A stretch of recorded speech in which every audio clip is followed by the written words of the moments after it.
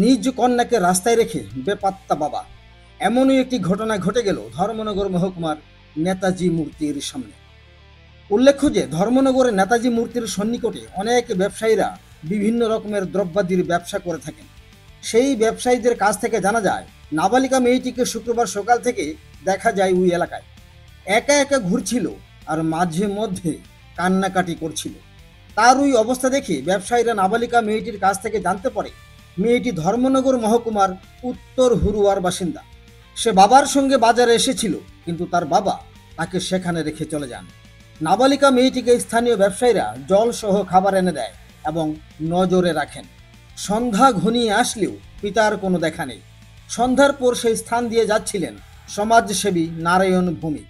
তাকে চিনতে পেরে স্থানীয় ব্যবসায়ীরা ডেকে এনে নাবালিকা মেয়েটির বিষয়ে খুলে বলেন। তখন নারায়ণ ভৌমিক ধর্মনগর থানায় খবর দিলে ধর্মনগর মহিলা থানার পুলিশ এসে মেয়েটিকে উদ্ধার করে নিয়ে যায়। কদমতলা থেকে ভানুচন্দ্রের রিপোর্ট, ত্রিপুরা পাইওনিয়ার। মেয়েটার কোন সময় থেকে দেখছেন?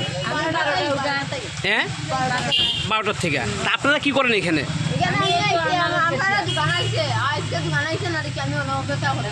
আচ্ছা, ও আপনার এখানে দোকান, মানে এখানে দেখছেন 12টার থেকে এই মেয়েটা দাঁড়ানো। বারবার ওখান থেকে আমার কাছে হ্যাঁ, বারবার খালি হ্যাঁ। আইতে আইতে আমি তাকে জিগাই গিটারে কান লগে আইছো বাবা কই তো বাবা কই ওর বাবা বাজারে গেছে কিতা কইয়া গেছে কইছে আমার ওখানে থাকতাম কইছে তুমি কেন যাইছ না তোর বাবা এসে গুলিয়া করে পাইতো নাই এসে পাইবো থাকো কেন মা এটা দিনকে দিন যায় আর বাচ্চা নাই যাই তো ওখান থেকে ওখানে যায় ওখান থেকে ওখানে যায়। আমি আমার বেটার কিনতে রয়েছি চা বিস্কুট খাইছি তাইকে ডাকি বিস্কুট একটা দিচ্ছি আমার খাইতে করে তাই তো অনেক যা বই দিচ্ছি আমরা ভাত খাইছি আমি ভাত খাইছি কানেও ভাত দিচ্ছি তাই আর খায় না কান্দে খালি দেখি চোখ মুছে খালি দেখি চোখ মুছে তেমন চিন্তা করিস না তোর একটা ব্যবস্থা করা যায় বউ তাই নাই কিন্তু বলে তাকে তেমন চিন্তা করতাম যে আমারও তো যাইবার তাই নাই। ধর্মনগর পিএস বা ওমেন পিএস কে যে জানিয়েছেন কতক্ষণ হবে আন্দাজ? আনুমানিক প্রায় 30 থেকে 35 মিনিট। এখন আসেনি? এখনো তারা আসেনি, বলছে আসছি।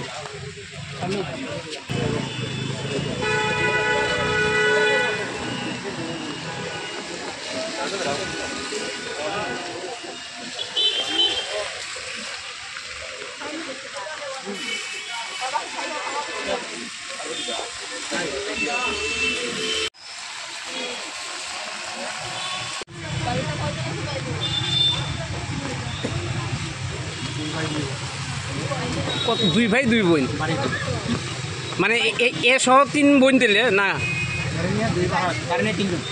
3 বোন 2 ভাই। আমার নাম নারায়ণ ভৌমিক, আমি সংগদীপ পিআই প্রজেক্টের প্রজেক্ট ম্যানেজার। অল্প কিছুক্ষণ আগে আমি একটা প্রোগ্রাম থেকে আসলাম, এখানে দাঁড়ালাম বৃষ্টির জন্য।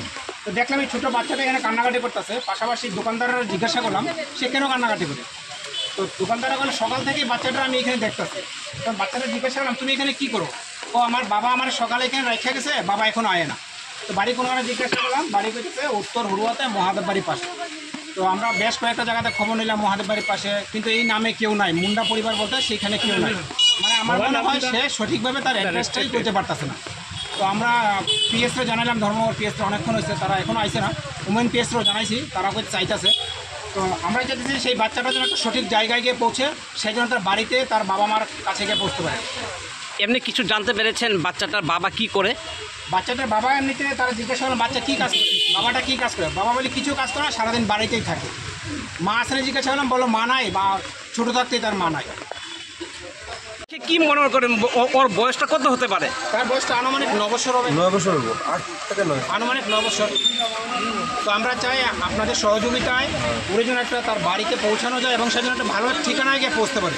কারণ আমাদের এখন ট্রাফিকিং চলছে, বাচ্চাদের ট্রাফিকিং চলছে, কিডন্যাপিং চলছে, এই ধরনের শিকার যেন সে না হয়।